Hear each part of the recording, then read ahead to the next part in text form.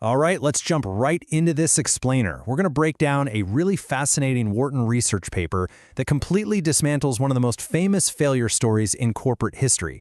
We're talking about Kodak. Now, this was a company that was once so incredibly dominant, its very name basically meant capturing memories. But as you know, their eventual bankruptcy is pretty much universally cited as the ultimate cautionary tale, the classic story of what happens when a giant just falls asleep at the wheel. Well, today we're diving into the hard data, the internal documents, and the actual timeline to uncover what really happened.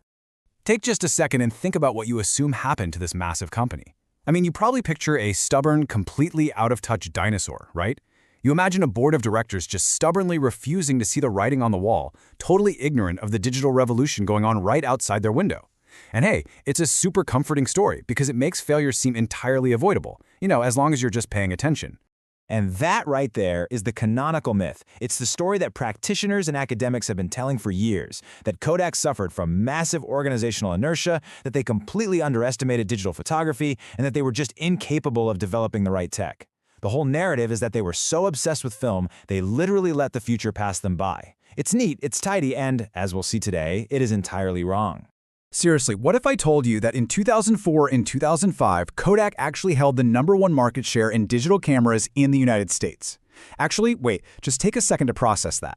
The company we always hold up as the absolute poster child for missing the digital boat actually dominated the early American consumer digital camera market. For a time, they were beating out massive electronics giants like Sony and Canon. No way, right?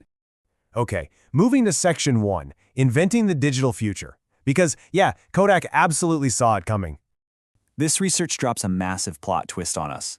Kodak's own internal forecasts back in 1978 accurately predicted that digital would eventually replace film, decades before the market actually demanded it. Their own scientists were the ones leading the charge. Just tracking their progress is wild. In 1975, a Kodak engineer named Steve Sasson invented the very first portable digital camera prototype. By 1976, they're introducing a microprocessor copier, and by 1990, they roll out a system to view images on screens. They were literally building the digital future inside their own labs. So, you're probably wondering, why on earth didn't they launch digital cameras immediately? Well, the technical comparisons from 1976 explain a lot. There was a massive gap in quality between their early 10,000-pixel digital prototype and traditional high-resolution film. It wasn't blind ignorance keeping them from launching, it was simply that early digital photos looked terrible compared to the high-quality consumers expected from Kodak film. But honestly, there was also a deep, underlying fear. When Steve Sasson, the inventor of that digital camera, was asked by his boss if he should keep developing the prototype, his boss gave this devastating response: "Yes, and I hope you will fail." That quote perfectly captures the internal tension. They were funding the research for sure, but they were absolutely terrified of destroying their own highly profitable core business. Which brings us to section 2, the profit margin problem, or the very real cost of cannibalizing your own success. You see, Kodak's true hurdle wasn't a lack of technological foresight.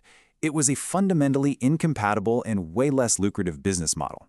Kodak had spent a century perfecting what we call the razor and blade model. They sold cheap cameras to build a huge customer base, and then they made massive, reliable profits off high-margin chemicals, paper, and film every single time you took a picture.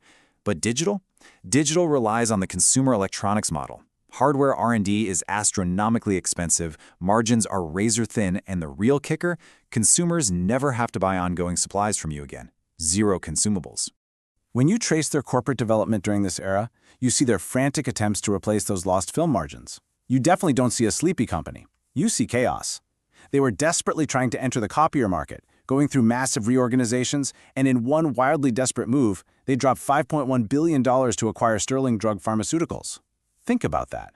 They were so desperate to find high margins, they literally tried pivoting from cameras to medicine. Eventually, under CEO Antonio Perez, they tried to completely flip the script in the consumer inkjet printer market. Instead of cheap printers and expensive ink, they tried selling expensive printer hardware but offering ink at 50% less than the competition. They were hoping to attract high-volume home printers to salvage their bottom line with a new kind of consumable. But, it was a niche strategy in a massive scaling industry, and it just wasn't anywhere near enough to replace their old film empire. So, section 3. Why Kodak actually failed. Let's look beyond that whole blindsided myth. This really brings us to the ultimate question. If Kodak invested billions in R&D, if they hired tech-savvy CEOs from Motorola and HP, and if they actually dominated early digital camera market share in the US, why on earth did they go bankrupt in 2012? The answer is brutally fast adoption.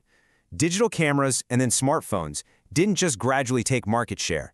They dropped off a cliff and entirely displaced film. It wasn't a slow leak. Each new tech generation completely wiped out the previous one, leaving Kodak absolutely no room for a smooth financial transition. The Wharton paper isolates the three real culprits here. First up, ambiguous feedback. For years, investing in digital meant bleeding money, while their legacy film business just kept pumping out massive profits. It's confusing for leadership. Second, timing uncertainty. Knowing digital will take over is one thing, but guessing the exact year consumer demand is going to absolutely skyrocket, impossible. And third, severe adjustment costs. The structural and financial burden of transitioning from a high-margin chemical business to a low-margin electronics business was simply too massive a shock for their balance sheets to absorb. Finally, Section 4, Lessons for Today's Giants. Because anticipation, it just isn't enough. Now, this explainer isn't just some dusty history lesson, because completely new technologies are continuing to violently upend massive, established industries today, from healthcare to transportation. The biggest takeaway we have here is that anticipating a transition, investing in it, and even inventing the foundational tech doesn't magically rewrite the economics of your legacy business. Kodak literally did everything the management textbooks tell you to do. They explored, they innovated, they restructured. But the underlying math of the new digital reality simply couldn't support the giant that film had built.